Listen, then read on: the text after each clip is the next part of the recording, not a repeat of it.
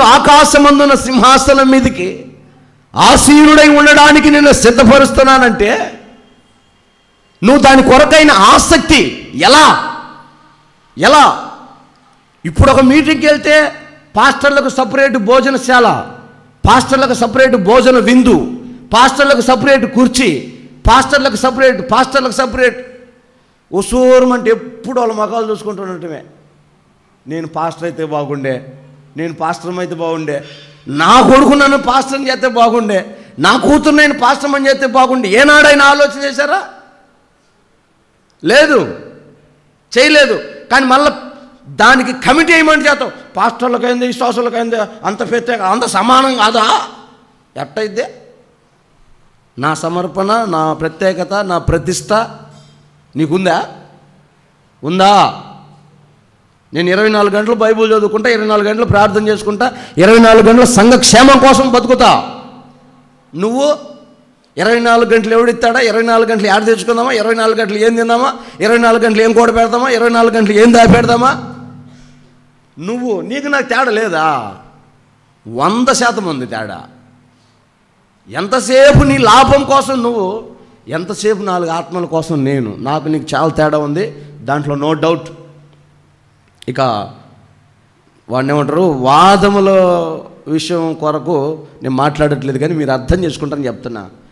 ఆ స్థాయిలో నిన్ను ప్రత్యేకించడానికి దేవుడు సింహాసనం అనే వాగ్దానం చేసినప్పుడు ఆ వాగ్దానం నీ జీవితంలో నెరవేరునుగాక. నెరవేరాలి అంటే నీ చేతుల్లోనే ఉంది. దేవుడు ఇచ్చాడు, అవకాశం ఇచ్చాడు. ఇదిగో నేను ఇస్తున్నా, చేత అయితే 7 మెట్లు ఎక్కువ. నేనేమో శిఖరం ఎక్కమని చెప్పట్లా, ఎవరెస్ట్ పర్వతం ఎక్కమానట్లా, లేకపోతే ఎక్కలేని కొండను ఎక్కమానట్లా. 7 మెట్లు ఎక్కువ చాలు సింహాసనం అంటున్నా. ఎక్కగలిగితే ఎక్కువ. ఇది భక్తి జీవితంలోని ఆశీర్వాదం. ఈ మెట్టెక్కాలని నువ్వు ఎప్పుడైతే తీర్మానం చేసుకుంటావో వెంటనే పరిశుద్ధాత్మ దేవుడు నీ పక్కన నిలబడతాడు, ఇంకా నీకు సహకరిస్తాడు. ఎక్కాలని నీ ఆశ, నీ తపనని ఆయన రెట్టింపు చేసి ఎక్కడ బలహీనమై జారిపోతున్నప్పుడు ఆయన హస్తం నిన్ను పైకి లేపి నిలబెడుతుందంట. హల్లెలూయా. అంటే అన్ని వివరంగా రెఫరెన్సులు చెప్పుకుంటూ పోతే లేట్ అయిద్దని నేను 2Kగా చెప్పుకుంటూ వెళ్తున్నా. ఆ రోజు ఆయన మందిరంలో గాయకుడు, ప్రధాన గాయకుడైన ఆసాపు, వాళ్ళ ఆశీర్వాదాలు, వీళ్ళ ఆశీర్వాదాలు, వాళ్ళ ఘనతలు, వీళ్ళ ఘనతలు, వాళ్ళ పదవులు, వీళ్ళ పదవులు చూసి బలహీనుడవుతున్నాడంట. అరే, నేను కూడా రాజకీయాల్లోకి వెళ్తే బాగుండే, నేను కూడా సంపాదించుకుంటే బాగుండే, నేను అనవసరంగా ఈ చర్చిలో పడ్డాను, వచ్చి ఈ వాక్యాలు వింటా ఉన్నాను, ఈ వాక్యాల ప్రకారం బతకలేకపోతున్నానని అనుకుంటున్నాడట. అయితే ఒకరోజు వారందరూ జారిపోయి అగాధంలో పడుతుంటే దేవుని దక్షిణ హస్తం అదే బండ మీద ఉన్న ఆసాపు జారిపోతున్నప్పుడు పట్టుకొని లేపి బండ మీద నిలబెట్టిందంట. ఆమేన్. అది స్థిరమైన బండ, ఆ బండ మీద నుంచి జారిపోరు ఎవరు. అలాంటి అనుభవం పరిశుద్ధాత్మ దేవుడు ఈ మెట్లు ఎక్కాలని ఎవరైతే ఆశపడతారో వారికి ఇస్తాడు. వాటిలో మొట్టమొదటి మెట్టు మారు మనస్సు. జాగ్రత్త వినండి. మారు మనస్సు అంటే అర్థం ఏంటంటే మారు బట్టలు అంటారు. అమ్మా, ఎవరైనా బాప్తిస్మానికి వచ్చినప్పుడు మారు బట్టలు తెచ్చుకున్నావా అంటే అర్థం ఏంటి? ఈ బట్టలు తడిచిపోతాయి, ఈ తీసేసి మళ్ళీ వేరే బట్టలు వేసుకోవాలనే, లేకపోతే వీటిని పిండి ఆరేసి వేసుకోమనే? వేరే వేసుకోమనేగా. మారు మనస్సు అంటే ఈ మనసు తీసేసి వేరే మనసు రావాలి. దావీదును దేవుడు ఎంతో నమ్మాడు. ఇది చాలా ప్రాముఖ్యమైన మెట్టు. మొట్టమొదటి మెట్టు చాలా ప్రాముఖ్యమైనది. చూడు, పైనున్న వాటన్నిటికంటే నీటి బాప్తిస్మము కంటే నువ్వు బాప్తిస్మం పొందినా కూడా మారు మనసు లేకపోతే నీకు అనుభవం ఉపయోగం లేదు. నువ్వు స్కిప్ అయ్యావని అర్థం. మారు మనసు లేకుండా బాప్తిస్మం పొందితే నువ్వు దూకేవని అర్థం, దాటేవని అర్థం, జయించలేదని అర్థం. మారు మనసు. దావీదు నమ్మకస్తుడు, దీవారాత్రములు వాక్యం చదివేవాడు, దేవుని హృదయానుసారుడు, పాటలు పాడేవాడు, దేవునికి దగ్గరగా ఉండేవాడు, భయంకరమైన పాపంలో పడిపోయాడు. హలో, వింటున్నారా? దావీదు వంటి భక్తుడు, దావీదు వంటి మహానుభావుడు, దావీదులాగా దేవునికి దగ్గరగా ఉండేవాడు బైబిల్లో ఒక్కలేడు. అలాంటి దావీదు నీచాతి నీచమైన పాపంలోకి జారిపోయాడు. ఎవరైనా దావీదు దగ్గరికి వెళ్ళి అడగాల్సి వస్తే, ఏం దావీదా, నువ్వా ఇలాంటి పని చేసింది, నువ్వా ఈ బతుకు బతికింది, నువ్వా ఈ మాట మాట్లాడింది, నువ్వా ఈ పని చేసింది అంటే దావీదు పరువేం కావాలి? సిగ్గుబోద దావీదుకి. కానీ దావీదు వేరొకరికి అవకాశం ఇవ్వకుండా ఆయన సన్నిధిలోకి వెళ్ళి ఇలాగ ప్రార్థన చేస్తున్నాడు. ఏమని ప్రార్థన చేస్తాడు తెలుసా? కీర్తనల పుస్తకం 6వ అధ్యాయం 6వ వచనంలో చదివితే,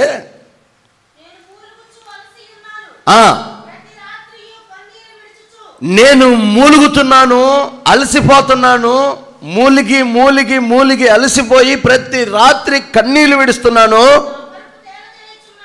నా పరుపు తేలజేయుచున్నాను, నా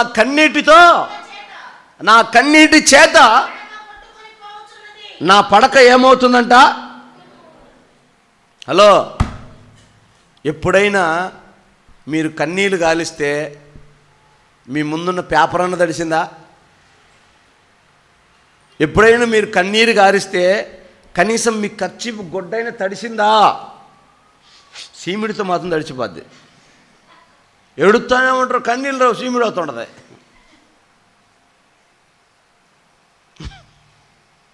మనోళ్ళు మామూలు కొంతమంది విశ్వాసులండి, ఇంటికి వెళ్తామా వాళ్ళ బాధలు చెబుతానే ఉంటారా? ఈ పక్కన ఉంటుంది పైట, దీన్ని తీసి ఏం చేస్తావు అన్నయ్య, అట్టోడికి ఇచ్చేసారు అన్నయ్య, అంత తుడిసి తుడిసి తుడిసి పళ్ళెం తెచ్చి అదే పైట సొంగుతో తుడిచి పెడుతుంది నాకు.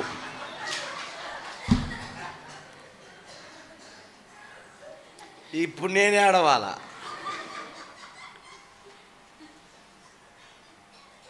మళ్ళీ కన్నీళ్ళు ఒక సుక్కరావు, చీమిడి మాత్రం వస్తుంది. కన్నీళ్ళు రావు కానీ దావీదు ఒక పాపం చేశాడు, ఒకటే ఒక పాపం. దేవుడు అంటాడు, ఆ ఒక్కటి తప్ప దావీదులో నాకు అసలు లోపమే కనపడలేదయ్యా, అంత గొప్పడయ్యా దావీదు. దేవుడే అంటున్నాడు, ఆ ఒక్కటి తప్ప నాలో ఆ దావీదులో లోపమే లేదురా, నెంబర్ 1 రా దావీదు. అసలు సాటి లేడు దావీదుకి, అలాంటి ఓడరు దావీదు. ఆ ఒక్కదాని కొరకు దావీదు నిద్రపోకుండా, ఎంత పొరపాటు చేశానయ్యా దేవా, క్షమించయ్యా, తప్పు చేశానయ్యా, తప్పుగా మాట్లాడానే, తప్పుగా చూశానే, తప్పుగా అడిగేశానే, నన్ను క్షమించయ్యా అని ఏడ్చి ఏడ్చి ఏడిస్తే పరుపు మార్చిందంట తడిసిపోతే.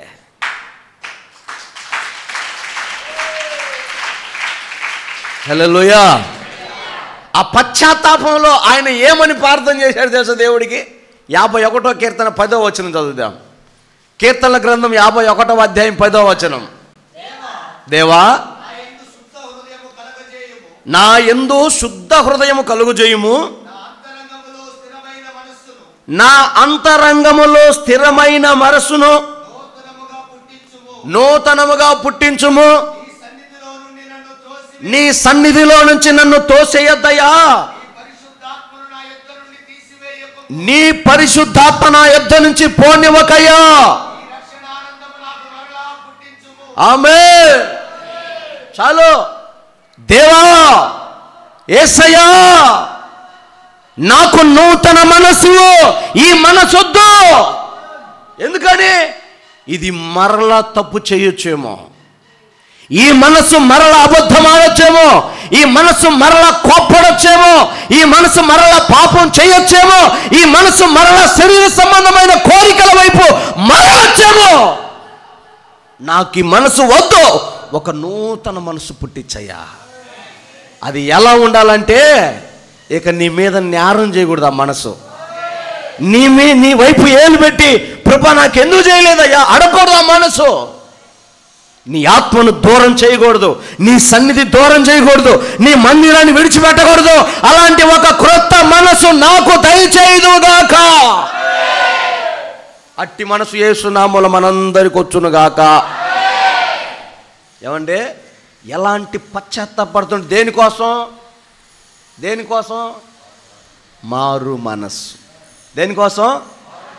మారు మనస్సు.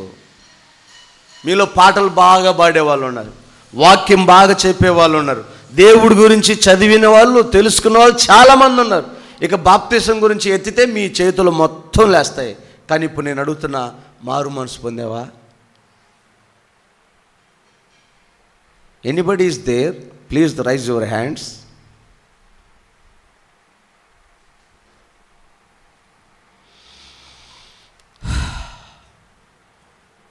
ఒక దైవజనుడు 1,00,000 మంది సభలో వాక్యం చెప్పడానికి బయలుదేరాడంట.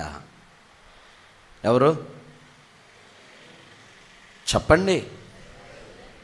ఒక దైవజనుడు 1,00,000 మంది సభలో వాక్యం చెప్పడానికి వెళ్ళాడంట. విమానం దిగ్గానే ఆ సంఘ కాపరి ప్రధాన శిష్యుడు కారు వేసుకొని వెళ్ళి ఆయన ఎక్కించుకున్నాడు.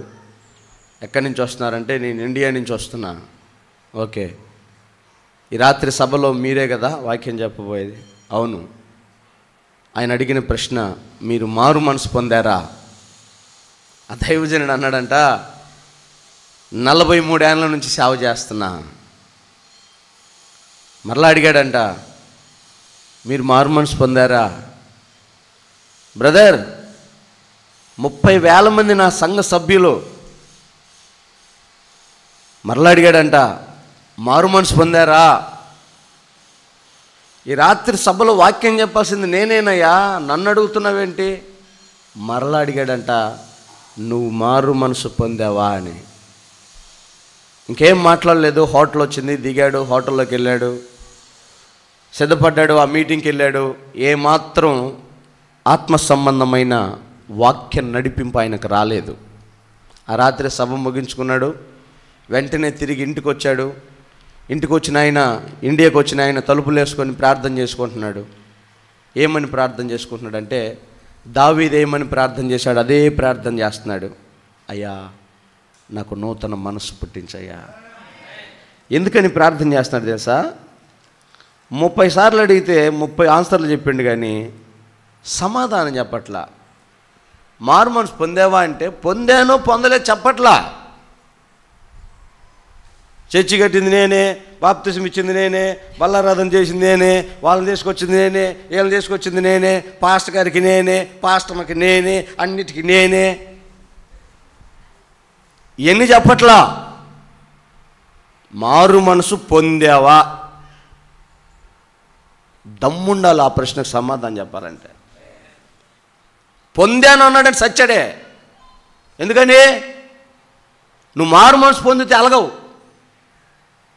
నువ్వు మారు మనసు పొందితే ప్రశ్నించవు, నువ్వు మారు మనసు పొందితే తగాదా పెట్టుకోవు, నువ్వు మారు మనసు పొందితే గొడ్ల గుప్పు చూసి చూడవు. నీకేడుంది మారు మనసు? నువ్వు మారు మనసు పొందితే, అబ్బాయి, ఓ అబ్బాయి, ఓ అబ్బాయి 3 సార్లు పేసిన పలకడు, వీడికి మారు మనసు రాదు. ప్రధాన అర్చకుడే. మారు మనసు పొందితే గత జీవితంలో నీ అనుభవాలు వేరుగా ఉంటాయి. మారు మనసు పొందిన తర్వాత నీ జీవితం వేరుగా ఉంటుంది. నువ్వు ఎట్టుంటావు అంటే కోరలు బీకిన పాములాగా అయిపోతావు. హల్లెలూయా. ఇంకా నీకు నువ్వు అసలు బొసకోట రాదు. నేను చెప్పిన ఎగ్జాంపుల్ కూడా తప్పేమో, అర్థమైంది మీకు? నేను చెప్పిన ఎగ్జాంపుల్ కూడా నువ్వు మారు మనసు పొందితే కుక్కిన పేనులాగా ఉంటావు, చచ్చిన కుక్కలాగుంటావు, పురుగులాగుంటావు. నువ్వు మారు మనసు పొందితే ఉప్పు కారం లేని దుంపలు మాత్రమే దీన్ని బతుకుతున్న వాళ్ళు ఎట్టుంటారు? వాళ్ళకే రోషము పౌరుషము ఏం ఉండదు. ఉప్పు లేదు, కారం లేదు శరీరంలో, ఎందుకు ఉంటుంది? ఆ దుంపలో ఏరులో ఏదో దీన్ని బతుకుతూ ఉంటారు. కోరికలు, వ్యామోహాలు, భర్తను మోసం చేసి దొంగతనంగా వ్యభిచారాలు చేయటాలు. ఫినిహాస్ వస్తున్నాడు బయటికి, ఉండవు. నేను చెప్తున్నా కదా, ఇంక మోయాబు సంతానం అంతా ఈ దెబ్బతో గుడారం ఖాళీ. హల్లెలూయా, గట్టి చెప్పండి హల్లెలూయా. ఈ మర్మం అర్థమైన వాళ్ళు ధన్యులు. ఫినెహాసు ఈట పట్టుకొని ఇంకా సంచరిస్తాడు సంఘంలో. మోయాబు సంతానం బతకదు, ఇంకా చచ్చిపోద్ది, ఉండదు మారు మనసు. పశ్చాత్తాపంతో కూడిన మనసు అది. మారు మనసు పొందటం అంటే ఒక పశ్చాత్తాపంతో, కన్నీళ్లతో. అందుకే దుఃఖంతో కూడినటువంటి ప్రార్థన, పశ్చాత్తాపంతో కూడినటువంటి ప్రార్థన రక్షణార్థమైన మారు మనసును పుట్టిస్తుందంట. అలాంటి ప్రార్థన నీ జీవితంలో లేదనుకో, నీకు మారు మనసు లేదు. మారు మనసు లేకపోతే నువ్వేం మారవు.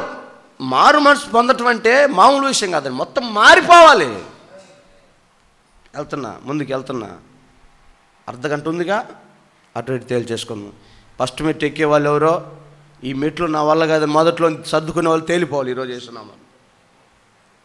యేసు ప్రభు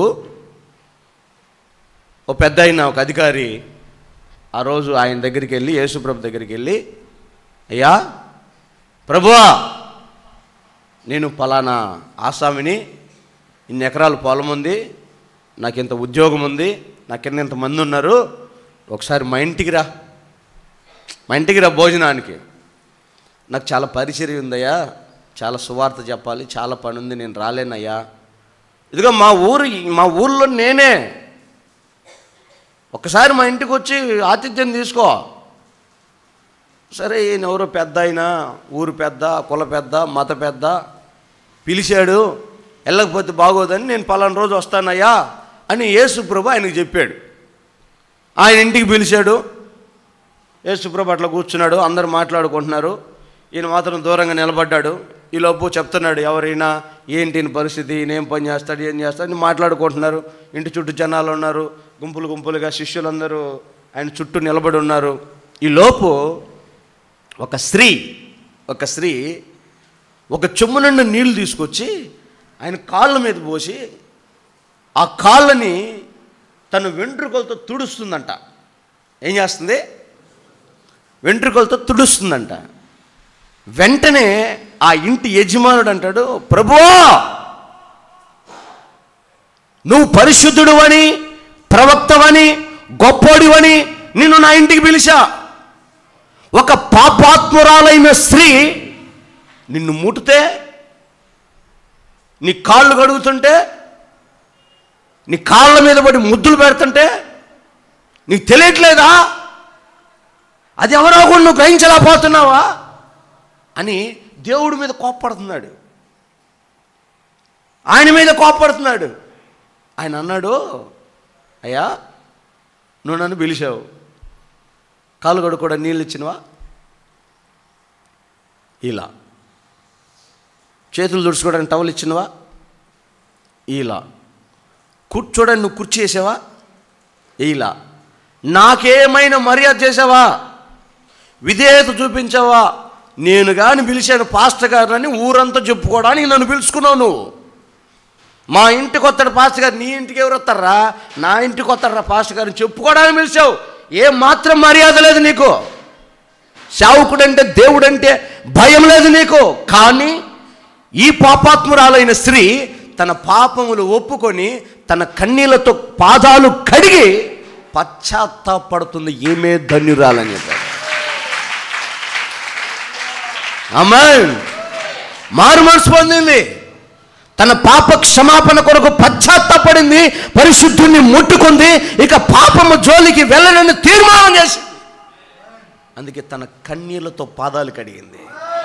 హల్లెలూయా, హల్లెలూయా. నువ్వు నాకు గొడ్డే లేదు కానీ ఆమె కుర్రలతో నా పాదాలు తుడిచింది, పశ్చాత్తాపడింది. అది మారు మనసు, అది పశ్చాత్తాపం, అది భక్తి మొదటి మెట్టు. మన సంఘం మనది కాదు, యూనివర్సల్ చర్చ్ పరిస్థితి ఎలాగుంది తెలుసా? ఫరో కప్పలు వచ్చాయి, కుండలో కప్పలే, బాణలో కప్పలే, నీళ్ళలో కప్పలే, ఫ్రిడ్జ్లో కప్పలే, మంచంలో కప్పలే, బాత్రూంలో కప్పలే, బెడ్రూమ్లో కప్పలే. పిచ్చి పట్టింది ఫరోకి. రే వెళ్ళిపోండి, మీ దేవుడు వద్దు, మీరు వెళ్ళిపోండి, నా దేశాన్ని వదిలిపెట్టి. తెల్లవారిసరి కప్పలు అన్నీ పోయినాయి. అందరూ సంచు తెలుసుకుని, అయ్యా పోయిస్తాం అయ్యా. ఆడగరా పోయేది? రాత్రి నువ్వే కదంట ఎల్లమంది, రాత్రి కప్పలు వచ్చాయని ఎల్లమన్న, మర్యాద లోపలికి పోండి. సరే మోసే ఆయన వద్దంటున్నాడయ్యా, ఈరోజు ఏం చేయాలి? ఈరోజు మీరు లోపలికి వెళ్ళండి, ఈరోజు నీళ్ళని రక్తంగా మారుస్తాను. చెంబులో పట్టుకున్న, చేతిలో పట్టుకున్న, గ్లాసులో పట్టుకున్న, బాటిల్లో పట్టుకున్న, ట్యాప్ తిప్పిన, నదిలో పోయిన, ఎక్కడ పోయి నీళ్ళు ఎర్రగా రక్తంగా మారిపోయినాయి. ఆ రక్తపు వాసనకి పిచ్చి పట్టింది ఫరో సైన్యానికి. వెంటనే మరలా అంటాడు, వద్దు, నువ్వు వద్దు, నీ దేవుడు వద్దు, వెళ్ళిపోండి రా నాయన, బయటికి వెళ్ళిపోండి. మరలా వీళ్ళు సంచలనం తీసుకుని, అయ్యా ఇంకెళ్ళొస్తామయ్యా. ఆడకురా పోయేది? లోపల పండే, నీకు మారుమనసు రాదంటరా. ఎన్నిసార్లు? ఇప్పటికి 9 సార్లు. పొమ్మంటున్నావు, వద్దంటున్నావు, చేయమంటున్నావు, ఆటంకపరుస్తున్నావు. సైతాన్గా మారుమనసు రాదు నీకు. అట్లాంటి ఫరోలు మన చర్చిలో ఎంతమంది ఉన్నారో. ఈ సంవత్సరం అసలు తీర్మానం, నేను ఆ భగవంతుడు ఇద్దరం ఏకమై నా జీవిత భాగస్వామివి,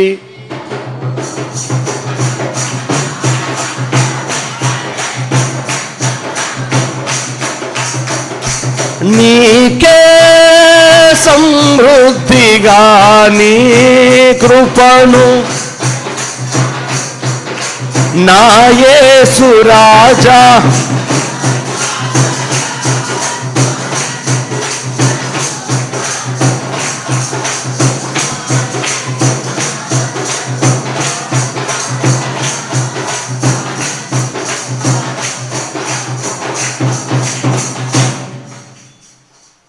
మనోళ్ళ తీర్మానం ఇదే.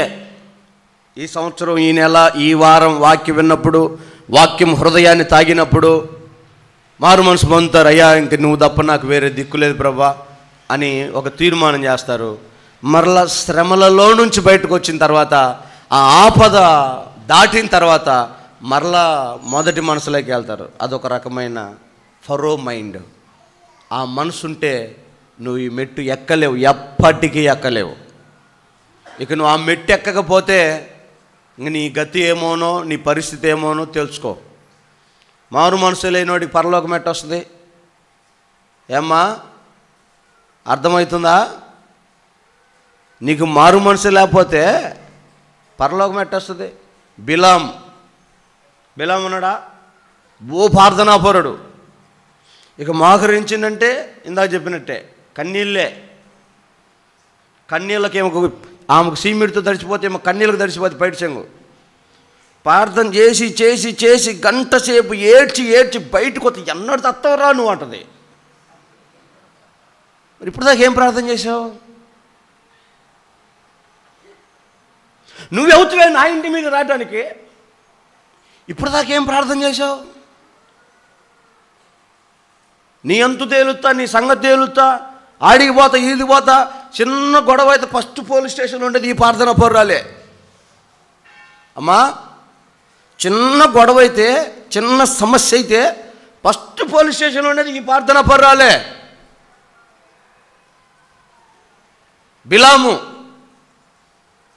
ప్రార్థన, ఒకడొచ్చి, బిలాము చిన్న ప్రార్థన ఉంది, ఒకడెవడు నా మీద శత్రువు లేచాడు, ఆయన ఏదో ఒకటి చేయాలా, నువ్వు రా అంటే, ఒక్క నిమిషం ఆగు, ప్రార్థన చేసి దేవుడిని అడుగొత్తా అని దేవుడి దగ్గరికి వెళ్ళి మోకరిస్తే సాక్షాత్తు దేవుడే మాట్లాడినాడు బిలాంతో. ఏ రేంజ్లో ఉంది చూడు దేవుడికి బిలాంకి కనెక్షను. ఎంత గొప్ప ప్రార్థనా పరుడో. నాకు ఎప్పటికీ ఆ మర్మమే అది మిస్టరికల్గా ఉండిపోయింది. బిలాంకి దేవుడికి మధ్య ఉన్న రిలేషన్షిప్ ఏంటి అర్థం కాదా? బండెడు బంగారం ఇచ్చినా కూడా నీ మాట ఏనండ్రా దేవుడే అన్నాడు. మొత్తానికి డబ్బుకి లొంగిపోయి, లంచానికి పడిపోయి ఇశ్రాయేల్ని శపించడానికి వెళ్ళిపోయాడు. మారు మనసు ఉన్నాడేనా? దేవుడు వద్దని చెప్పినా కూడా వెళ్ళాడంటే మారు మనసు లేనోడే. దేవుడు చేయకూడని చేస్తున్నాడంటే మారు మనసు లేనోడే. దేవుడు ఎట్లా ఆశీర్వదిస్తాడు? దేవుడు ఎట్లా సింహాసనం ఇస్తాడు? దేవుడు ఎట్లా అధికారం ఇస్తాడు? దేవుడు ఎట్లా నిన్ను గొప్ప చేస్తాడు? నాకు గౌరవం ఇవ్వండి, నన్ను గొప్ప చేయండి, నా మాట వినండి, నాకు విలువనివ్వండి. ఎట్లా వస్తుంది మారు మనసు లేని నీకు? సంఘంలో అయితే రాదు, లోకంలో వస్తే 3 నెలల ముచ్చటే. ఎప్పుడు ముగిస్తావు నీ జీవితం తెలియదు. గుర్తుపెట్టుకో, ఆయన కనికరం నువ్వు మారుతావని నీకు సమయం ఇచ్చింది. 2024లో మారు మనసు పొందలేదా? నా తెలియదు. బిలాము, మారు మనసు పొందు అంటాడు. డబ్బులు తీసుకున్నావు, బంగారం తీసుకున్నావు, పోయి తిట్టుపోరా. యేసు నామములో మీరు ఆశీర్వదించబడుదురు గాక. శపించమంటే ఆశీర్వదిస్తావేంటి? అయ్యా వారిని దేవుడు ఆశీర్వదిస్తున్నాడయ్యా, నా శాపం వాళ్ళకు తగలదయ్యా. మరేం చేయమంటావు? అదే ఇందా చెప్పానే, మోయాబు స్త్రీలు వాళ్ళ పంపి. కొంతమందికి ఈ పినేహాసు మీద కోపం వస్తుంది. పోయి, ఏంది పాస్టర్ గారు నీకు అంత బాధ, నేను మంచి చీర కట్టుకుంటే అందం అనిపిస్తుంది కానీ అంటారా? అనరు. అమ్మాయి ఆయనకేందమ్మా, ఆయనకే చీరలు కట్టుకుంటే నువ్వు అడుగు, రేపు నువ్వు అడగవా? నేను అడగను. నువ్వు అనరాదా? నేను అన్ను. ఈమెకి గాలి కొడుతుంటుంది, కొట్టి కొట్టి కొట్టి ఆమె ఉప్పుతుంది. నేనంట చర్చికాడికి వచ్చారు, తుస్ మళ్ళా పోతుంది. ఏందమ్మా అడిగావా? ఆడిపోయేసరికి గాలి మొత్తం పోయింది, మళ్ళీ కొట్టు. కొంతమంది అనరు, అనిపించాలని చూస్తారు. నన్ను వాళ్ళు అనరు, ఎందుకు ఆ శాపం వాళ్ళు తెలియగలవాళ్ళే, ఆ శాపం వాళ్ళకి ఎందుకని వాళ్ళు అనరు, నన్ను అనిపించాలని చూస్తారు. అనిపించాలనుకున్న అన్న రెండోటిగా. ప్రోత్సహించింది ఎవరు? బలపరిచింది ఎవరు? గాలి కొట్టి పంపింది ఎవరు? మళ్ళీ ఈ గాలి కొట్టినా కూడా వచ్చి నన్ను అనేది ఏం లేదు. మళ్ళీ మీరు మాట్లాడుకొని మీరు అనుకొని మీరు గాలి కొట్టుకొని నైట్రోజన్ ఎక్కువ పొట్టబొగ్గులు చచ్చేది మీరే. నా మాట ఏనండి. ముని కొనలకు ఎదురు తన్ని సౌలు నిలబడగలవా? నాకు వేరై నువ్వు ఏమి చెయ్యగలవు? దేవుడు అడుగుతాడు ఈ మాటలో. సౌలు దేవుడి మాట వినడు, దేవుడి మాటను ధిక్కరిస్తాడు, వేరైపోవాలని చూస్తాడు, తన ఇష్టాన్ని నెరవేర్చుకోవాలని చూస్తాడు. నాకేంది, ఇంకా నేను రాజుని, నా మాట ఎవడైనా వింటాడు? దేవుడు లేడు, సమూయేలు లేడు, ప్రవక్త లేడు, భక్తి లేదు, ఏం లేదో, నాకు అంతా సెట్ అయిపోయింది, నేను బాగున్నా, నా వ్యాపారం, నా ఉద్యోగం, నా ఇల్లు వాకిలి బ్రహ్మాండంగా ఉండే, వాళ్ళతో నాకు పనేది బా అనుకున్నాడంట సౌలు. దేవుడు అంటాడు, సౌలా నీ రాజ్యం నిలబడదరా తిక్కలోడా, అసలు నువ్వుండవు, నీ వంశమే ఖాళీ. అమ్మా నా మాటేనండి, మారు మనసు పొందని తల్లులారా, అయ్యలారా, మారు మనసు పొందని దండం పెట్టి చెప్తున్నా. టైం దగ్గర పడింది, దేవుని రాకడ సమీపమైంది. ప్రభు చిత్తమైతే ఈ 2024లోనే యేసు ప్రభు చెప్పని డేట్ కూడా నేను చెబుతా. ఆమేన్, హల్లెలూయా. అంటే కరెక్ట్గా డేట్ కాకపోయినా ఒక్కరు అటో ఇటో చెప్పేస్తా. ఎందుకంటే దేవదూతల ఆత్మ కలిగిన వాడు ఫలాని వాడు అని చెప్పినప్పుడు, వాడిని తీసుకొచ్చినప్పుడు ఆ భాషకు అర్థం చెప్పేస్తాడు. దేవదూతల ఆత్మ తన ప్రవక్తలకైనా తన సేవకులకి చెప్పకుండా తాను ఏమీ చేయడు. చెప్పాడు, మర్మంగా చెప్పాడు. అయితే ఆ మర్మం మనకు అర్థం కావాలి. దేవుడు చెప్పాడు, చెప్పకనే ఇదిగో సూచన, ఇదిగో రాకడా, ఇలా ఉంటుంది, నేను వచ్చేటప్పుడు సిద్ధపడు. ఏంటి? అనేకుల విశ్వాసం చల్లారిపోతుంది, మారు మనసు పొందనోళ్ళు లోకంలో కలిసిపోతున్నారు, ఆ ఆత్మావేశం ఉండదు, భక్తి చల్లారిపోద్ది, ఆత్మ సంబంధమైన దాహం ఉండదు. నేను వచ్చినప్పుడు విశ్వాసము కనుగొందునా? మరి ఇంకేం కనుక్కుంటావు ప్రభా? వారి హృదయము దేనితోనూ నిండిపోయి ఉంటుంది. ఇదే రాకడ సూచన. ఇప్పుడు ఆలోచన చేయండి, విశ్వాసుల హృదయాలన్నీ దేనితో నిండిపోయినాయి? లోకంతో కాదా? ఎవరైనా ప్రేమతో నిండిన మదర్ తెరిసా లేరి? ఒక్క మదర్ తెరిసానే వచ్చిందే, ఇంకొకరు రాలేదే. సేవ చేసే ఒక గ్రహం స్టెయిన్స్ ఏడి? అక్కడ ఆస్ట్రేలియాలో పుట్టి ఇండియాలో చచ్చిపోయాడే, ఇక్కడ పుట్టినోడు ఏడి? ఏరి ఒక భక్త సింగ్ గారు ఏడి? ఒక ఏసన్న గారు ఏరి? ఎవరు రావట్లేదే. ఎందుకని? ఆ తరములో వాళ్ళు దేవునితో నిండిపోయి ఉన్నారు, ఈ తరములో వాళ్ళు లోకంతో నిండిపోయారు. ఇది సూచన. అందుకే మారు మనసు పొందు, దేవుడు నిశ్చయముగా నిన్ను ఆయన రాజ్యానికి నడిపించునుగాక. ఆమేన్. ఎందుకని మారు మనసు? అసలు మారు మనసు అంటే ఏంటి అంటే, హెబ్రీయులకు రాసిన పత్రిక 6వ అధ్యాయం 1వ వచనం చదివితే, నేను త్వరగా ముగిస్తున్నాను, స్పీడ్గా చదవండి. హెబ్రీయులకు మైకి వినబడుతుంది, దాంట్లో లైవ్లో వాళ్ళకి వినబడుతుంది. కాబట్టి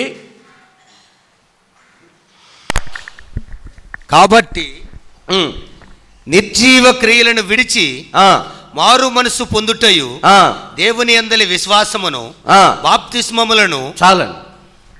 నిర్జీవ క్రియలను విడిచి మారు మనసు పొందండి. నిర్జీవ క్రియలను విడవటమే మారు మనసు. ఏంటి నిర్జీవ క్రియలు? గలతీయులకు రాసిన పత్రిక 4వ అధ్యాయము 8 నుంచి 11 వచనాలు. గలతీయులకు రాసిన పత్రిక 4వ అధ్యాయము 8 నుంచి 11 వచనాలు. ఆ కాలమందైతే మీరు దేవుని ఎరుగని వారై, నిజానికి దేవుళ్ళు కాని వాటికి వారికి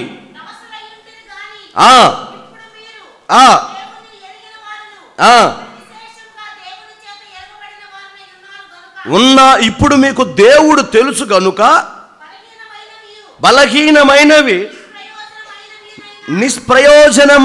నిష్ప్రయోజనమైన మూల పాఠముల తట్టు మళ్ళా తిరగనేలా మునుపటి వలె మరలా వాటికి దాసులై ఉండగోరనేలా.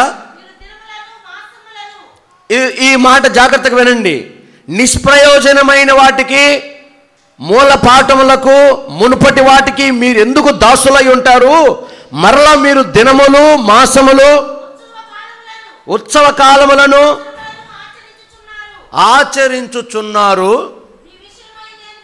వీటి విషయమై నా ప్రయాస, నా బోధ, నా సువార్త, నా కష్టం వ్యర్థమైపోతుందేమోనని మిమ్మల్ని గురించి నేను భయపడుతున్నాను. సహోదరులారా,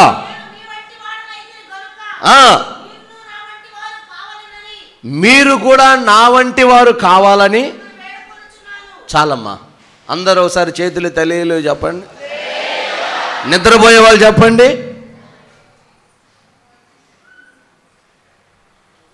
ఎవరికి నిద్ర రావట్లేదా? కోటయా బాగానే మేల్కొని ఉన్నవా? ఇద్దరు వచ్చారా? ఒకడు వచ్చినవా? భార్య భర్తలు వచ్చారా? ఒకడే వచ్చినవా? ఇద్దరు వచ్చారా? దేవుని దీవించును గాక. నిర్జీవ క్రియలు నిష్ప్రయోజనమైనవి, అవి మునుపు మీకు తెలియదు కాబట్టి వాటికి దాసులయ్యారు.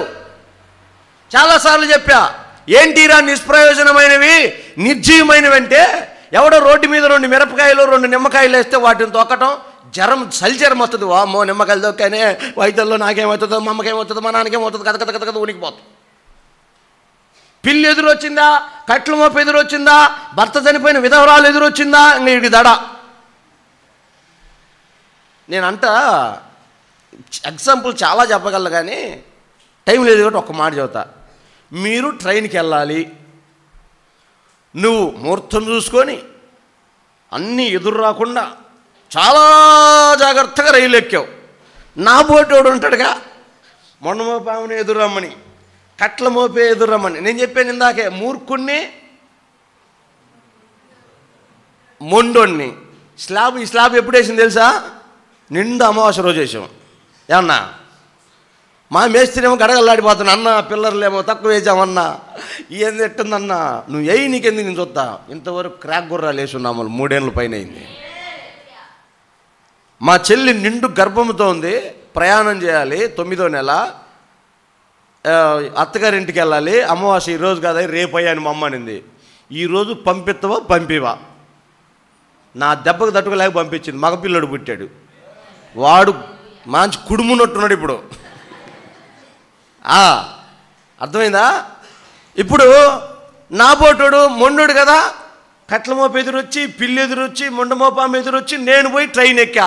నా పక్కన ఉన్నోడే ముహూర్తాలు చూసుకొని ఎక్కినోడు, నేనేమో ముహూర్తాలు లేకుండా ఎక్కిన వాళ్ళం. ఇప్పుడు ప్రమాదం జరగాలన్నా జరగొద్దా? జరిగితే ఎవరికి డేంజరు? వీడికి గుడ్ డేంజరేగా. మరి వీడన్నీ చూసుకొని వచ్చిండుగా, మరి అబద్ధమా కాదా? భయపెట్టడానికే కాదా? తెక్క వ్యాపారం కాకపోతే ఇవాళ మంచి రోజు అంటాడు, వరుసగా పెళ్ళిళ్ళు జరిగితే వారం రోజులు. ఇవాళనే మంచి రోజుని ఎందుకు చెప్పాలి? వారం అంతా మంచి రోజులు చెప్పకూడదు? పెట్టిన ముహూర్తాలకు పెళ్ళిళ్ళు 99% జరగవు. అందరి పెళ్ళిళ్ళు టైం దాటిపోయో టయానికి ముందో జరుగుతాయి అంతే.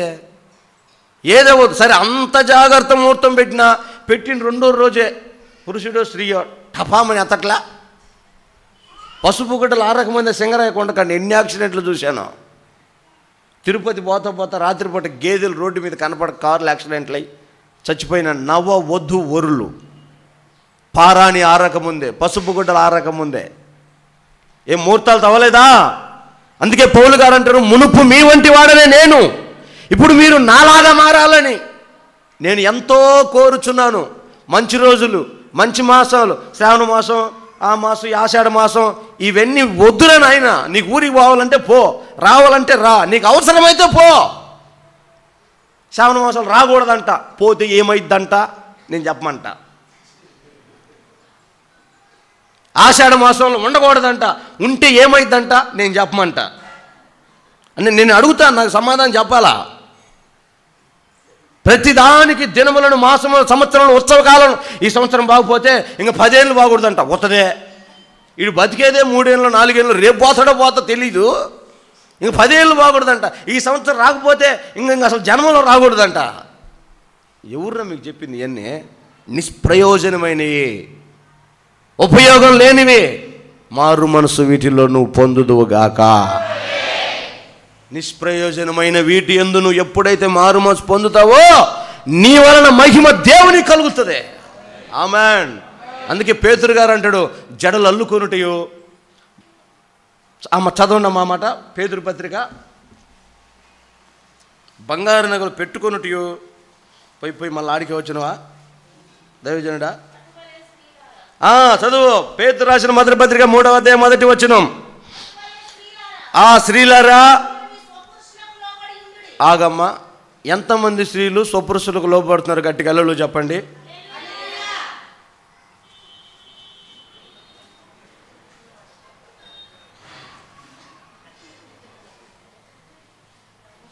గోడసాట కూర్చుందో అన్నట్టే ఉంది. కానీ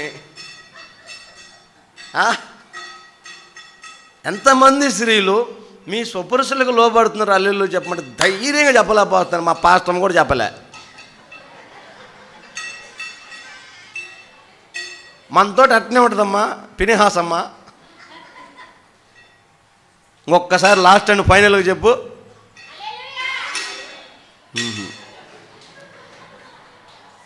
మారు మనసు లేని అక్కలారా, ఇక నుంచైనా మీ స్వపురుషులకు లోబడదురు గాక.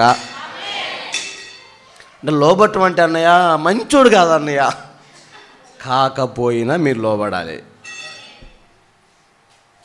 మరటోడు అన్నయ్య అయినా లోబడాలి.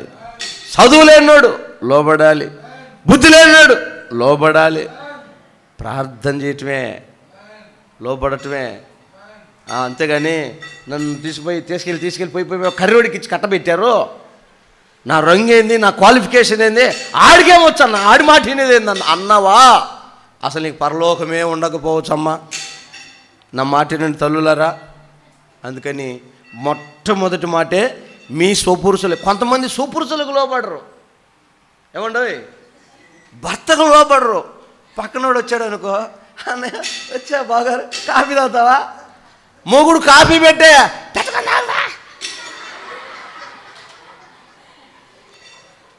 ఆగలేస్తుంది. ఈరోజు ఏమన్నా కోడి చేపలు పాపలు అన్నం అనుకో పొడుస్తావు. ఏం తిండిరా పోయి. అదే వాళ్ళు బావగారు ఏండే బావగారు వచ్చేలా చికెన్ చాపో. స్వపురుషులకు లోపడ్డు. పక్కనోడికి అబ్బా వాడిని చూడగానే అమ్మ 360 డిగ్రీలు తిరిగిపోతుంటుంది. గిరగిర గిరగిర గిరగిర గిర. బల్యంతో కాదు, సెంట్రకోలతో కొట్టాలన్నా గోవర్ధన్ అన్న ఇట్టటి వాళ్ళందరినీ. మీరు కాదు లెక్కలారా, మీరు అందరు మంచోళ్ళు, వందనాలమ్మా. వాళ్ళు వేరే వాళ్ళే, మనోళ్ళు కాదులే. స్వపురుషులు అందుకే వాక్యము ఎంత వివరంగా రాసిపెట్టాడో. మీరు మీ స్వపురుషులకి మా బండి ఎక్కువ ఎక్కటమే, యాడికే నీకెందుకు, ఎక్కమన్నాడుగా, భర్త చెప్పిండుగా 9 గంటలకు రెడీ అవ్వాలి. రెడీ అవ్వటమే, నిమిషం లేట్ అయినా నువ్వు లోబడినట్టే, అవిధేయురాలవే. ఏం తమాషా అనుకుంటున్నారా? ఆయన త్రాసులో సెకండ్ కూడా తేడా ఉండదు, దొరికిపోతావు. మీ భర్తలకు లోబడకుండా వేరే వాళ్ళకు లోబడుతున్నారేమో, వేరే వాళ్ళ లైన్లో పడుతున్నారేమో, వేరే వాడి ట్రాప్లో ఇరుక్కుపోతున్నారేమో. జాగ్రత్త. రికార్డులు చేసి వీడియోలు చేసి తర్వాత బెదిరిస్తే ఫ్యాన్ కుయ్యాలు ఊగుతావు. సంగమా జాగ్రత్త. చదువమ్మా. మీరు మీ స్వపురుషులకు లోబడి ఉండుడి. ఆహా, ఎంత మాట! అందువలన వారిలో ఎవరైనా వాక్యమునకు అవిధేయులైతే నీ విధేయతను చూసి, నీ లోబడటం చూసి, నీ పవిత్ర ప్రవర్తన చూసి, వాక్యము వినకుండానే భార్యల నడవడి వలన దేవుని మందిరానికి వస్తారంట. కోటి సాపట్లు గట్టిగా. దేవునికి మహిమ కలుగునుగాక. కంటిన్యూ. జడలు అల్లుకొనుట, బంగారు నగలు పెట్టుకొనుట, వస్త్రములు ధరించుకొనుట, కొనుటయు వెలుపటి అలంకారము మీకు అలంకారముగా ఉండక. ఆగా అని మారు మనసు గురించి మాట్లాడుతున్నాం కదా, క్లియర్ కట్గా మాట్లాడుకుంది. ఎంత వివరంగా రాశాడు. జడలు జడలు జడలు జడలు అల్లుకొనుట. జడలు అల్లుకొంటే ఏమొస్తుంది? ఎవరికైనా తెలుసా? పురుషులకైనా స్త్రీలకైనా జడలు అల్లుకుంటే ఏమొస్తుంది? నాకు తెలిసి టైం వేస్ట్ తప్ప ఏమీ రాదు. వస్తే సోకు వస్తుంది. ఏమవుతుంది? సోకు.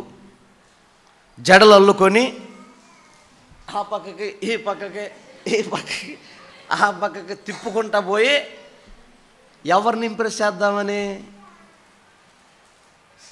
ఆల్రెడీ నీ భర్త దేవుడిలో ఉన్నాడు, దేవుడు యందు భయభక్తులు కలిగి ఉన్నాడు. అమ్మా, మరలా చెప్తున్న తల్లులారా, నేను ఎవ్వరిని విమర్శించట్లేదమ్మా, వాక్యం చెప్తున్నా, మారు మనసు గురించి చెప్తున్నా. దేవునికి స్తోత్రం కలుగును గాక.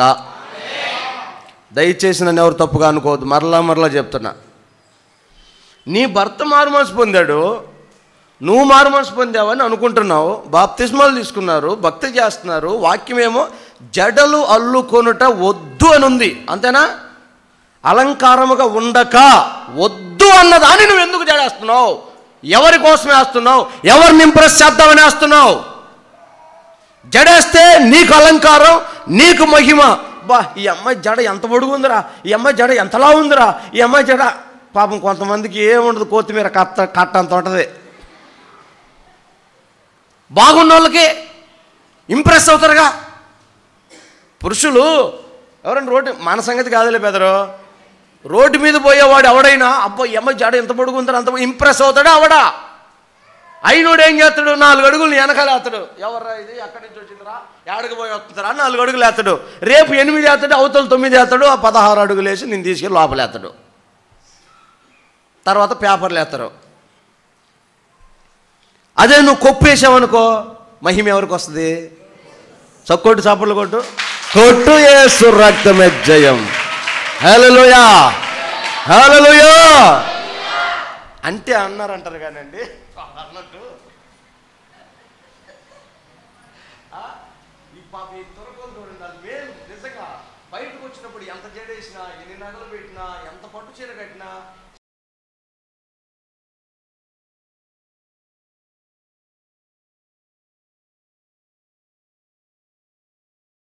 కానీ మనంతా రివర్సు. మనం కూడా అక్కడి నుంచి వచ్చిన సంతానమే, కానీ చెప్పేవాళ్ళు లేక చెడిపోయినట్టు మంది రివర్సు. బంగారు నగలు పెట్టుకుంటావు, ఎవరికి చూపించాలి? నీ దగ్గర డబ్బులుంటే ఎవరికి ఎక్కువ? ఈ రోజులు అసలు లెక్క చేసేవాడు ఉన్నాడా డబ్బులను బట్టి? నీ దగ్గర డబ్బులుంటే 4 సార్లు తింటావు, నా దగ్గర లేకపోతే ఒక్కసారి తింటా. ఏంది నీకు నాకు తేడా? వస్త్రములు, అదేందమ్మా చదువు అన్నమాట.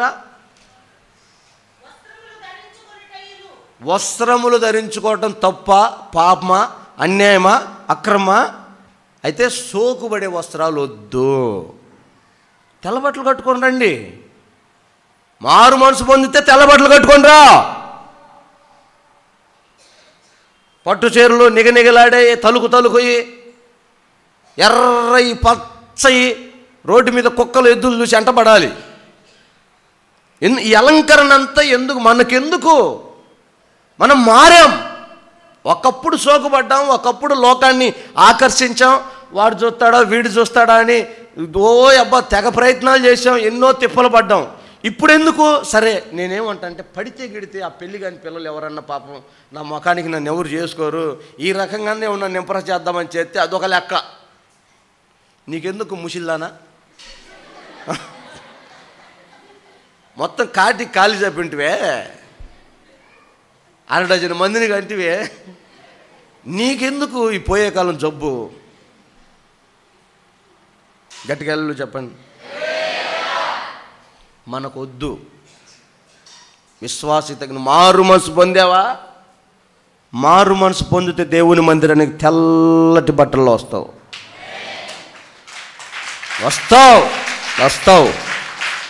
తెల్లని వస్త్రాలు వస్తాయి. ఇదే లెక్క, స్టాంప్ వేసుకో.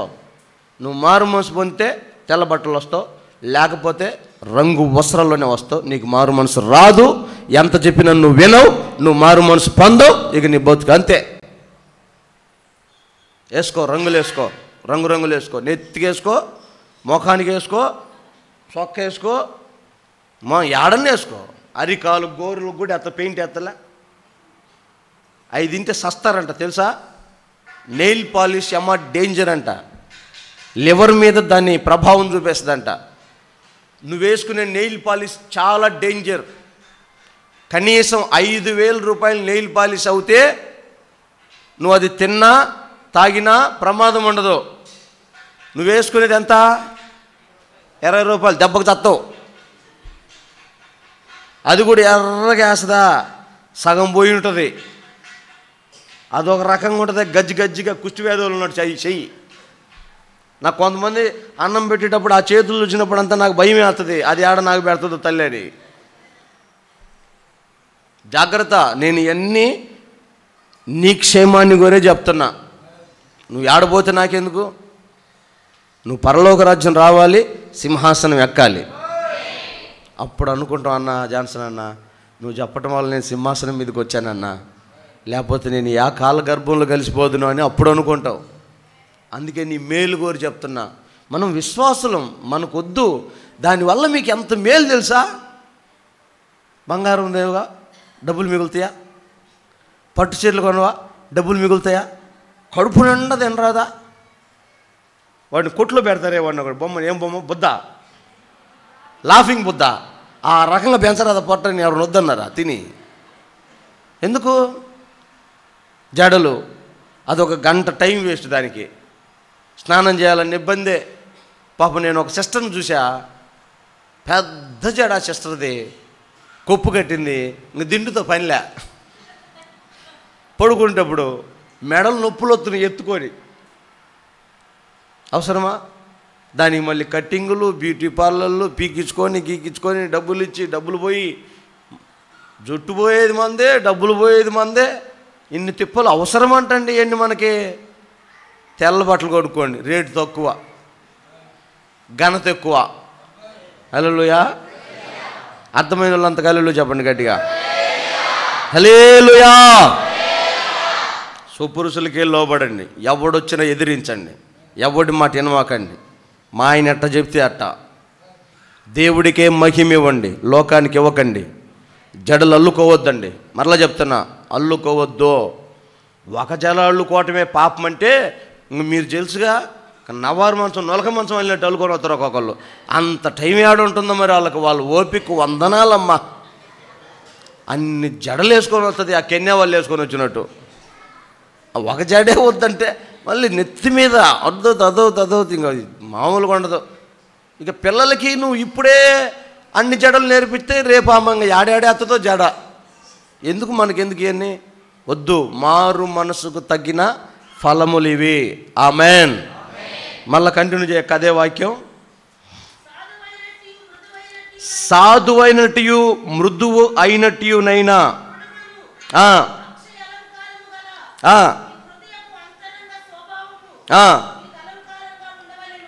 చాలండి. మన మనసు అంట సాధువైనట్టి మృదువైనట్టి అంటే ప్రమాదకరము కాని. పులికి ఆవుకి ఉన్న తేడా, పులి ప్రమాదకరం, ఆవు సాధు చేయబడింది. మనం ఎలా ఉండాలంటే సాధువైనట్టు మృదువైనట్టు మనిషిలాగా ఉండాలా. ప్రమాదకరంగా ఉండకూడదు. ఒరే ఆ పిల్లతో ప్రమాదం రే, ఒరే వాడితో ప్రమాదం రే అంటారే, అలాంటి ప్రమాదకరమైన పరిస్థితి మన జీవితంలో రాకూడదు. మనం సాధువైనట్టు మృదువైనట్టుగా ఉండాలి. అంటే ఒక్క మాటలో మారు మనసు పొందిన నీ వలన దేవునికి మహిమ రావాలి. ఇంకా నువ్వు ఏమన్నా చెయ్యి,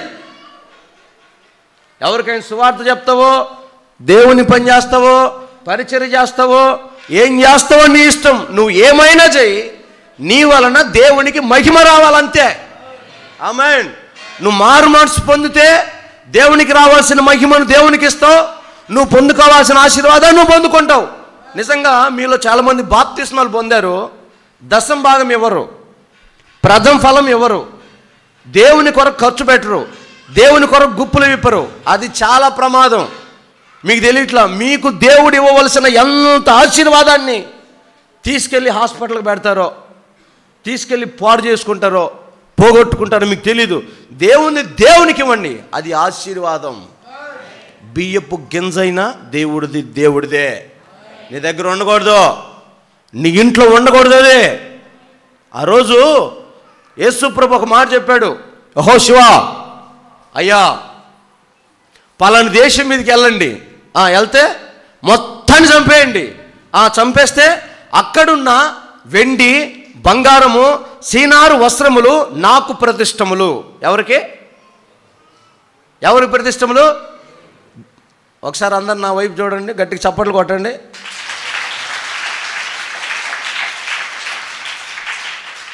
మీరు యుద్ధానికి వెళ్ళి వాళ్ళ మొత్తాన్ని చంపేయండి, కానీ అక్కడున్న వెండి బంగారములు సీనాయి వస్త్రములు మాత్రం నాకు ప్రతిష్టములు. వాటిని నా మందిరపు నిధిలోనికి, ఎక్కడికి? నా మందిరము నిధిలోనికి తీసుకొని రండి అని. కానీ దేవుని సొమ్ము మీద ఒకటి కన్నుబడింది.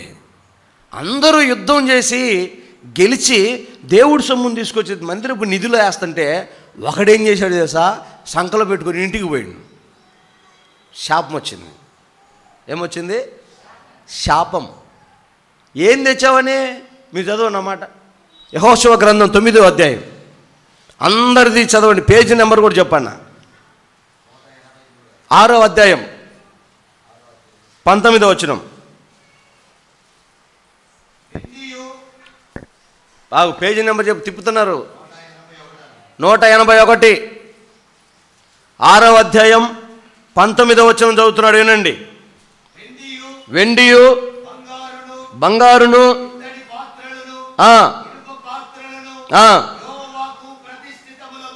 యెహోవాకు ప్రతిష్ఠితములగును, వాటిని దేవుని మందిరములోనికి తీసుకొని రావాలి. చాలు, యుద్ధం చేశారు, వాటిని దేవుడు కోరుకున్నాడు, వాటిని తీసుకొచ్చి దేవుని మందిరంలో ఉంచాలి. కానీ ఒకడు ఎక్కడ పెట్టాడు? 21వ వచనంలో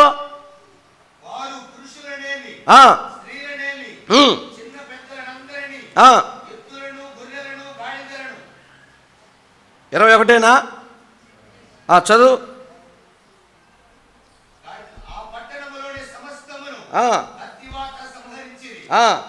అయితే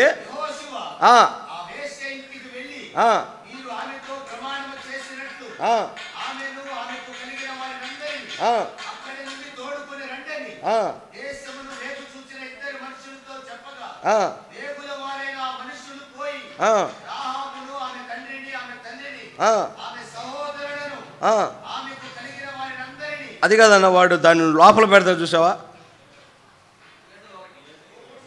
7:21.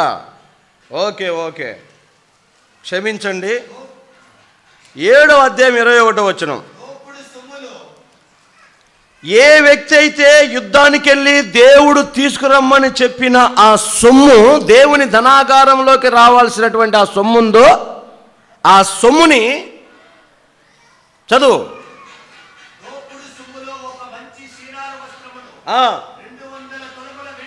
వెండిని చూసి ఆశించి నా డేరా మధ్య భూమిలో దాచిపెట్టి తిని. హలో, అది దేవుందిరా, దేవుని మందిరంలోకి వెళ్ళాల్సిందిరా అంటే వాడికి ఆశ కలిగిందంట. ఏసన్న గారు చెప్పేవాడు, అందరు నా వైపు చూడండి. 5,000 జీతం వచ్చినప్పుడంట నమ్మకంగా 500 తీసుకొచ్చి, అన్నయ్య దశమ భాగం అన్నయ్య అని ఇచ్చాడంట. 7,000 అయింది. అబ్బా, వీడి నమ్మకాన్ని బట్టి ప్రభువా వీడిని ఆశీర్వదించయ్యా ఏసన్న గారు ప్రార్థన చేశాడంట.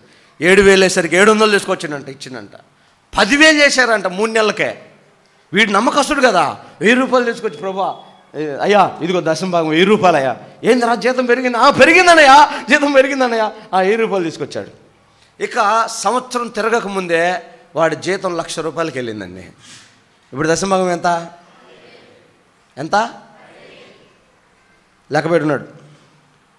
10,000 అమ్మకే ఎంత తీయాలంటవా? అందరూ బాగానే ఉన్నాయిగా అని ఒక 5,000 లోపల పెట్టి మళ్ళీ 5,000 తీసుకుని వెళ్ళాడు. దశమ భాగం అన్నయ్య ఇచ్చాడు, తీసుకుంటున్నాడు, ప్రార్థన చేస్తున్నాడు. కొద్ది రోజుల తర్వాత అడిగాను, ఒరే దశమ భాగం పెరగాలి కానీ తగ్గింది ఏందిరా? ఏం సమాధానం లేదు. ఇంతే వచ్చింది అన్నయ్య. సరే, ప్రార్థన చేసి పంపించాడు. వచ్చే నెలలో ఉద్యోగం ఊడిపోయింది. దేవునికి స్తోత్రం కలుగును గాక. హల్లెలూయా. ఇప్పుడు ఆమె తెచ్చిందే సొరకాయలు పండినాయంట. అబ్బా ఎంత బాగా పండింది సొరకాయ. కోసుకొని కూర చేసుకొని పాయసం చేసుకొని స్వీట్ చేసుకొని సొరకాయ తినింది. ఇంటిల్లిపాదికి జ్వరం వచ్చింది. ఏందమ్మమ్మ జ్వరం వచ్చింది, అందరికి జ్వరాలు వచ్చినట్టు, ఒరే పెదంపాలెం మందిరం లేకుండా తిన్నాంరా, అందుకే మనకు జ్వరం వచ్చిందిరా అని వాళ్ళు తెలుసుకొని సొరకాయలు మొత్తం తీసుకొచ్చి గదలు పేర్చినట్టు పేర్చిందంట మందిరంలో. ఏందమ్మా దాన్ని? పెదంపాలెం అన్నయ్య, పెదంపాలెం. దేవునికి ఇవ్వటంలో కొంతమంది వెనుకడిగేస్తారు. నేనంట దేవుని నమ్మిన తర్వాత నీకు దేవుడు ఏమన్నావని, ఎంతైనవని, అది దేవునిది, దేవుందే. నీకు ఆశ కలిగిందా, రాయి దెబ్బ నీకు పడుతుంది, గుర్తుపెట్టుకో. ఆకాన్ని ఏం చేశాడు? బయటకు తీసుకొచ్చి పూలు చల్లారా? ఆకాన్ ఫ్యామిలీకి, ఆకాన్ పిల్లలకి పూలు చల్లారా? దండేశారా? గనపరిచారా? నేటికి ఆకాను దిబ్బ అలాగే ఉంది, రాళ్లతో కొట్టిన దిబ్బ. నీకు దేవుడి సొమ్ము మీద ఆశ పుట్టకూడదు. పాస్టర్ గారి కారు మీద ఆశ ఎందుకు పడుతుంది? మమ్మల్ని ఎందుకు ఎక్కించుకుంటారులే అన్నయ్య, మరి నా షేరింగ్ ఆటో కదా. పాస్టర్ గారి బండి మీద ఆశ ఎందుకు పడుతుంది? పాస్టర్ గారి సొక్కా మీద ఆశ ఎందుకు పడుతుంది? అందుకేనా నాకు ఇవ్వలేదు ఈ సంవత్సరం ఎవరు? అందరూ రాయిస్ గాడికి తెచ్చా, మరి నాకెవరు తేవాలి? మీరు పండగలు చేసుకొని, మీరు కిస్మిస్లు చేసుకొని, మీరు జనవరి చేసుకొని, అందరూ పాస్టర్ గారు నువ్వు ఒక షేర్ తెచ్చుకో, రాయిస్కి తీసుకుపడింది. మరి నా సంగతి ఏందమ్మా? నేను సినిగిపోయిన బనీలు వేసుకొని తిరుగుతాడు, బాగుంటుందా? దేవుని సొమ్ము దేవునికి రావాలి, దాని మీద నీకు ఆశ పుట్టకూడదు. అది భూమిలో మొరపెట్టిందంట, నేను దేవుని మందిరంలో ఉండాలి, అనవసరంగా గుడారంలో ఉన్నాను, ప్రభువా నన్ను స్వీకరించు అని ఆ వెండి, ఆ బంగారం, ఆ సేనారు వస్త్రం మొరపెడితే ఆ గుడారం తగలబడి ఆ గుడార నివాసులను బయటికి ఈడ్చి రాళ్లతో కొట్టి చంపేశారండి. దేవుని సొమ్ము దేవుని మందిరంలో ఉండాలి. నీ ఇంట్లో ఎందుకు ఉంటుంది? దశంభాగం నీ ఇంట్లో ఎందుకు ఉంటుంది? గుప్పిల బియ్యం నీ ఇంట్లో ఎందుకు ఉంటుంది? ప్రథమ ఫలం నీ ఇంట్లో ఎందుకు ఉంటుంది? ఉండకూడదు. ఉంది అంటే నీకు మారు మనసు లేదు. అన్నా, ఈ మధ్య ప్రభువులోకి వస్తే నేను నిన్ను అడగట్లా, మారు మనసు పొందిన భక్తులు చెప్తున్నా, బాప్తిసం పొందిన భక్తులు చెప్తున్నా, దేవుని రాకడకు సిద్ధపడాలని ఆశపడిన విశ్వాసిగా చెప్తున్నా. నాకు అక్కరకు వచ్చి చెప్పట్లే ఈ మాట, దేవుడి దీవెనను పొందాలని చెప్తున్నా ఈ మాట. అవసరమై కాదు, నిన్ను ఆశీర్వదించడానికి ఇది. ఎవరు అడిగారండి? అననీయ సప్పిరాని పొలం అమ్మి డబ్బులు తీసుకున్నాం అడిగారా? అపోస్తులు అడిగారా?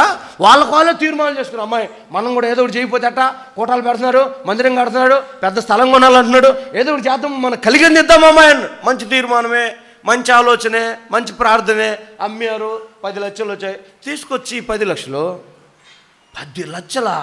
అమ్మ 5 పెట్టు, 5 పక్కన పెట్టు, 5 తీసుకోంబో. ఇంతకే అమ్మావా? అవునయ్యా, అమ్మతోడు ఇంతే, ₹1 కూడా ఎక్కువ అమ్మలా. తిన్నారు ₹1? పాడు దిబ్బైందంట ఆ ఇల్లు. అననీయ సప్పిరాలు మరణమైతే నేను అడగను, అన్నా నువ్వు దశమభాగం ఇత్తనవా, బలారాన్ని తీసుకో, నేను అడగను. హలో బెదరు, సిస్టరు, నేను అడగను. నువ్వు దేవుడికి ఇస్తున్నావా, నాకు ఇస్తున్నావా? దేవుడికి ఇచ్చేటప్పుడు నీకు భయం ఉండాలి.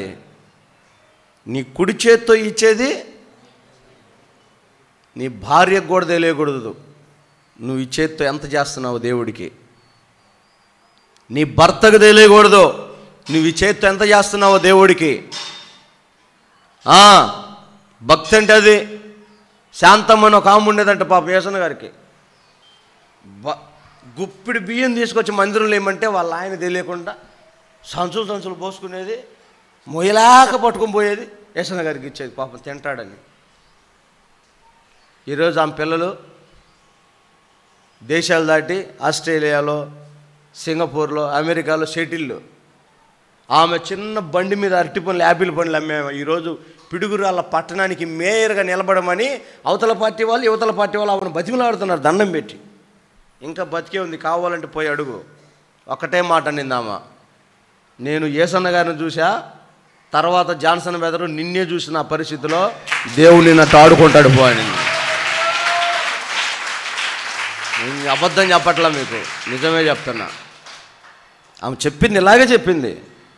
వాక్యం అయిపోయిన తర్వాత ఆ రోజు నేను అన్నతో చెప్పానయ్యా, మళ్ళీ నీతో చెప్తున్నానయ్యా.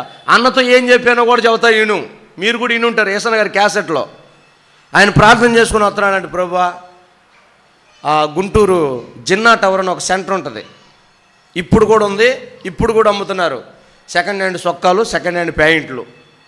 ప్రభా 2 సొక్కాలు 2 ప్యాంట్లను కొనుక్కుంటానయ్యా, బయట మీటింగులకు పోతే మరీ నా పరిస్థితి దారుణంగా ఉందయ్యా అని ఆయన ప్రార్థన చేసుకొని లేచి బయటకు వస్తుంటే ఈ శాంతంగా, అన్నా వందనాలు అన్నయ్య. వందనాలమ్మా. ఏందమ్మా? రాత్రి నాకు ఒక దర్శనం వచ్చింది అన్నయ్య. ఏమొచ్చింది? నువ్వు విమానంలో పోయి పరిచయం చేస్తున్నావు అన్నయ్య అని. ఈయన అన్నాడంట, సెకండ్ హ్యాండ్ చొక్కాలకి ప్యాంట్లకి పోతున్నానమ్మా అంట. కానీ సర్వోన్నతుడా అనే క్యాసెట్ రిలీజ్ చేసినప్పుడు అప్పుడు చెప్పాడు ఆయన ఈ మాట. నాకు ఒక తల్లి, శాంతమ్మ అని ఒక తల్లి మాట చెప్పింది, విమానంలో పోతావు నువ్వు, సేవ చేస్తావని. నేను ఆ రోజు నమ్మలేదు, కానీ దేవుడు నన్ను ఆ స్థితికి తీసుకెళ్తున్నప్పుడు అక్కడ పోతా అప్పుడు రాసుకున్నాడంట, సర్వోన్నతుడా నీవే నాకు ఆశ్రయ, ఎవ్వరు లేరు నాకు ఇలలో, ఆదరణ నీవేగా, ఆనందం నీవేగా, ఆదరణ నీవేగా, ఆనందం.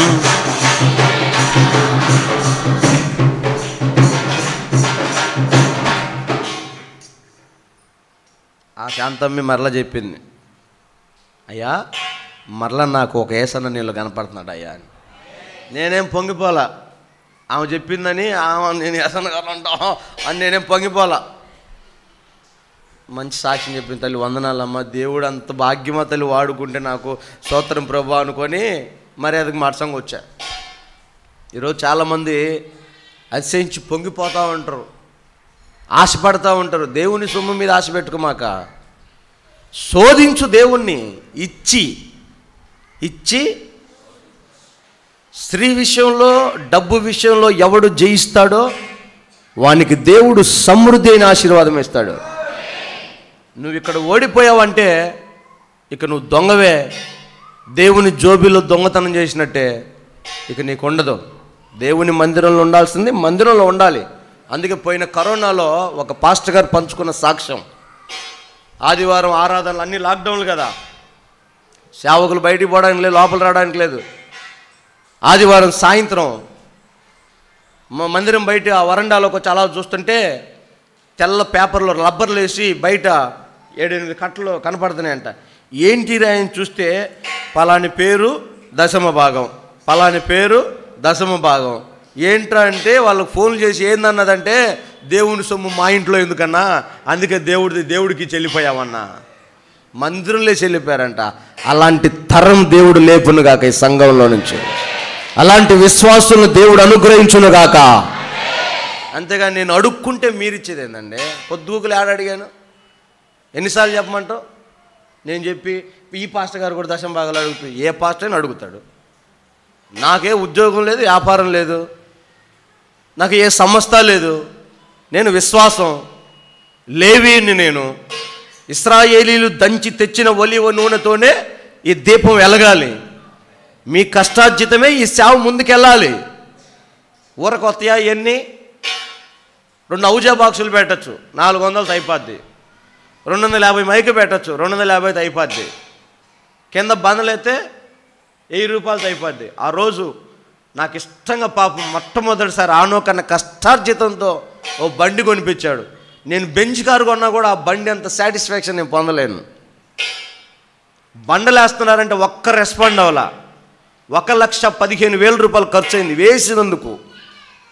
డబ్బులు లేక ఆ బండి అమ్ముకున్న, కన్నీళ్ళు విడుస్తూ. వేరే సోర్స్ లేదు, ఉన్నారు కానీ రెస్పాండ్ అవ్వాలా. మీటింగ్స్ అంటే ఒక్క రెస్పాండ్ అవ్వాలా, ఎవరో 2-3, మిగతా వాళ్ళకి బాధ్యత లేదా? మీకు మారు మనసే లేదు అసలు. మీరు సంఘము, మీరు విశ్వాసం ఎలా అనుకుంటున్నారు దేవుని రాజ్యం వస్తుందని? ఒకవేళ ఈ మాటలిని ఇంత కఠినమైన బాధ మేము వినలేమయ్యా అని నువ్వు పక్కకి వెళ్ళావనుకో, ఏడుంటేనే నువ్వు అంతంత మాత్రమైతే పక్కనుంటే అసలు రావు. మీకు అర్థమవుతుందా? ఈడ సీనియర్ సర్జన్, ఇక్కడ నా చేతుల్లోనే బైపాస్ సర్జరీ చేసి బతకపోతే ఆర్ఎంపీ దగ్గర నువ్వు ఏడబోతుతావు. కథం. మారు మనసు పొందడం తప్ప వేరే ఆప్షన్ లేదమ్మా. వేరే దారి లేదా? లేదు. బెల్షస్సరు రాజు యెరూషలేములో నుంచి తెచ్చిన ఆ పాత్రలు దండి అన్నాడు. ఏం వాడికి ఆడి దాంట్లో పాత్రలు తాగితే మందు కిక్కెక్కదా? యెరూషలేము దేవాలయంలో మా నాన్నగారు కొట్టుకొని వచ్చాడే, ఆ పాత్రలు తెమ్మన్నాడు. ఆ రాత్రి వాడి లెక్క చూశాడు. Many టెకెల్ Upharsin. అయిపోయింది నీ కథ. స్తోత్రం. ఈ రాత్రికే పెట్టె కట్టాడు, పొద్దున సమాధి చేశారు. దేవుని మందిరంలో ఉండాల్సినవి దేవుని మందిరంలో ఉండాలి. బయటికి ఎందుకు వచ్చినాయి? దేవుని వాక్యంలో ఏం రాయబడింది తెలుసా? మీరు దేవుని సొత్తు, మిమ్మల్ని దేవుడు విలువ పెట్టి కొన్నాడు. తెలుసా నీకు ఈ మాట? చదువుతావా? కొరింథీయులకు రాసిన 2వ పత్రిక 5వ అధ్యాయం 10వ వచనం. సారీ, 1 కొరింథీయులకు రాసిన పత్రిక 6:10. నేను ముగిస్తున్నా. చివరి మాట 20:6-20. విలువ పెట్టి కొనబడిన వారు గనుక మీ దేహముతో దేవుని మహిమపరచండి. మీరు, మీ ప్రాణము, మీ శరీరము విలువ పెట్టి కొనబడింది. ఒకసారి మీ తలపైకి గట్టిగా హల్లెలూయా చెప్పండి. నీ తల, నీ మెడ, నీ ఉదరము, నీ పొట్ట, నీ కాలు, నీ చెయ్యి, నీ ముఖము, నీ నెత్తి సమస్తం దేవుడు వెలపెట్టి కొన్నాడు ఆయన రక్తముతో. నువ్వు సొత్తు కాదు. ఊరక పాట పాడటం కాదు. నేనెందుకని నీ సొత్తుగా. ఎందుకమ్మా పాడతారు ఈ పాటలో? నువ్వు ఇంకా నీ సొత్తే.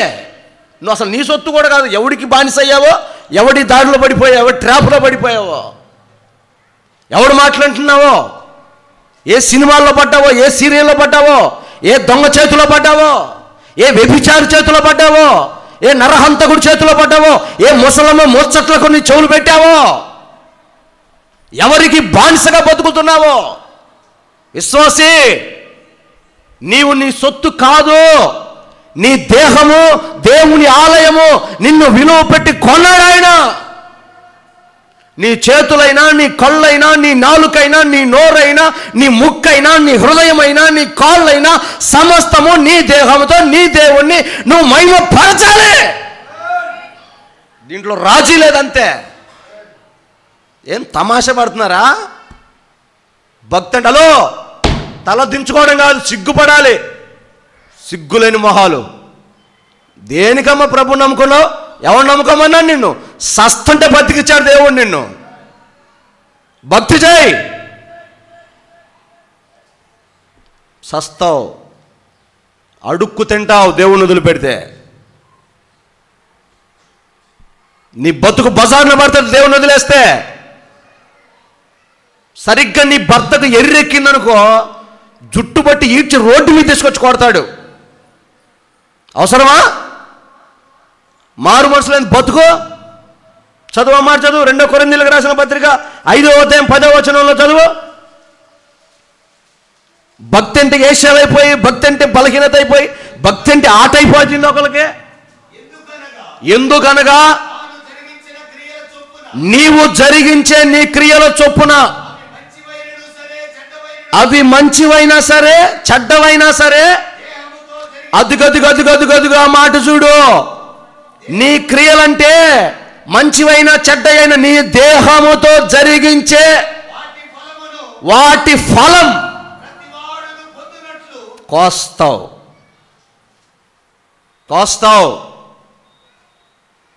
నోటితో అబద్ధాలు ఆడతావా? విచ్చలవిడిగా మాట్లాడతావా? హృదయం ఆశించినట్టుగా, నీ శరీరం కోరుకున్నట్టుగా అంతలా శరీర భోగేచ్ఛలు వస్తే వాతలు పెట్టుకో. పౌలు గారు అంటారు, నలగొట్టుకో, వాత పెట్టుకో. ఉపవాసం ఉండి ప్రార్థన చేయరాదా? బాబు, నీ భర్త రోడ్డు మీద పడి ఎన్ని ఆలోచనలో, మెంటల్ టార్చర్ ఆడికి. సంపాదించాలి, భార్యకి, పిల్లలకి, ఇంటికి, కుటుంబానికి. ఆడిల్లు కడుతున్నాడు, ఈడిల్లు కడుతున్నాడు, నేనేందుకు అయిపోతున్నా. ఓ పక్క భక్తి, ఓ పక్క పరిచర్య, ఓ పక్క సేవకుడు. నానా తిప్పలు పడుతున్నాడు, రోడ్ల మీద తిరుగుతున్నాడు. యాడ్ యాక్సిడెంట్ అయి సస్తాడో. నీకు మాత్రం అద్దం దగ్గర సోక్ కావాలా? ఆడికి ఏమన్నా సస్తే నీకు తెలుస్తుంది, అప్పుడు తెలుస్తుంది సోకు. మారు మనసు అంటే ఏంటమ్మా? ఏంటి మారు మనసు? ఇంతకుముందేం పొడి పాపి, ఇప్పుడేమో తడి పాపి. ఏం మారావు? మార్పేది. మొగుడు భక్తి చేస్తుంటే భార్యకు బాప్తిసం లేదు, సిగ్గులేదు కొద్దిగా కూడా. మొదట భార్య బాప్తిసం పొందాలి, తర్వాత భర్త పొందాలి. భర్త పొందితే భార్య బాప్తిసం తీసుకోవాలా? ఏం చేద్దామని? అసలు ఉద్దేశం ఏం తెలియాలి ఈరోజు నాకు. మీ ఉద్దేశాలు ఏంటి? ఎందుకు బాప్తిసం పొందలేదు? ఇంకేం పాపం చేద్దామని? ఇంకేం పాపం చేద్దామని? ఇంకెవరి కొంపలు కూలుద్దామని? ఇంకేం దురాలోచన చేద్దామని? నేను పద్మాసు దీవిలో ఉండొచ్చిన వాడిని. హలో, నేను పద్మాసు దీవిలో అంటే అడవిలో బతికొచ్చిన వాడిని. ఇప్పుడు ఊర్లోకి వచ్చా. అడవిలో బతకటమే నాకు తెలుసు, ఒంటరిగా బతకటమే నాకు తెలుసు. ఇప్పుడు ఊర్లోకి వచ్చా. ఏ అమ్మాయిని ఒక ముద్ద అన్నం పెట్టమంటే పెడుతుంది. అస్సలు రాజీ పన్ను. నన్ను బెదిరించాలని, నన్ను భయపెట్టాలని చూడమాకండి. ఆకాశం మీద ఉమ్మెత్తే మీ ముఖానే పడుతుంది. విశ్వాస తగిన క్రియలు లేవు. మళ్ళీ నీ కుటుంబానికి అవసరమైనప్పుడు మాత్రం ఎనలేని కన్నీళ్ళు, ఎనలేని బాధలు. దేవుడంటే భయం లేదు, దేవుడంటే భక్తి లేదు. గుర్తుపెట్టుకో, నీవు నీ దేహంతో చేసే ప్రతి దాని ఫలమును కోస్తావు. నీ పిల్లల్లోకి వస్తావో, నీ భర్తలోకి వస్తావో, నీ భార్యలోకి వస్తావో, నీ ఇంట్లో, నీ జీవితంలో ఎక్కడికి వస్తావో దేవుడు వెక్కిరించబడడు. నా కొరకు చెప్తున్న మాటలు కాదనేవి, తమాషలుగా దేవుడితో నువ్వు లోకంలో చేసినట్టు చేయాలంటే కుదరదు. ఇక్కడ విధేయత కలిగి, భయభక్తి కలిగి, భక్తిగా ఉండు. దైవజనుడు నీతో సన్నిహితంగా ప్రేమగా ఉన్నాడు అంటే అర్థం నువ్వు బలహీనురాలవి, నిన్ను ఇంకొక మెట్టు పైకి తీసుకొద్దామని, అంతే. నువ్వు పెద్ద పిస్తావని కాదు అన్నా. అర్థమవుతుందా? మారు మనసు పొందండి. దీన్నే మారు మనసు అంటారు. హల్లెలూయా. దీనినే మారు మనసు అంటారు. ఏది? జడలు అల్లుకొని, వస్త్రాలు వేసుకొని, బంగారు నగలు పెట్టుకొని, నన్ను చూడు, నా సోకు చూడు, నా ముఖం చూడు, నా ఊపు చూడు, అవన్నీ పడకుండా, భార్య భర్తలు ఉరిమురిమి చూసుకోకుండా, బయట బజారుకి తగాదాలు ఆడుకోకుండా, దేవుని సొమ్ము మీద ఆశపడకుండా, నీతిగా, నిజాయితీగా, పద్ధతిగా భక్తి చేయాలనే ఆ తృష్ణ ఎవరికైతే కలుగుతుందో వారు మారు మనసు పొందుతారు. ఒక మెట్టు ఎక్కుతారు. ఏంటిది? సింహాసనం కాదు, ఒక మెట్టు ఎక్కుతావు. ఇంకా చాలా ఉంది, టైంకి 1:30 అయింది, ఇంకా బాగోదులే. ఇప్పటికీ నా మీద కార్యాలు, మిరియాలు, మసాలా కూడా నూరింటారు. అందరు తలలోంచి మోకరించండి.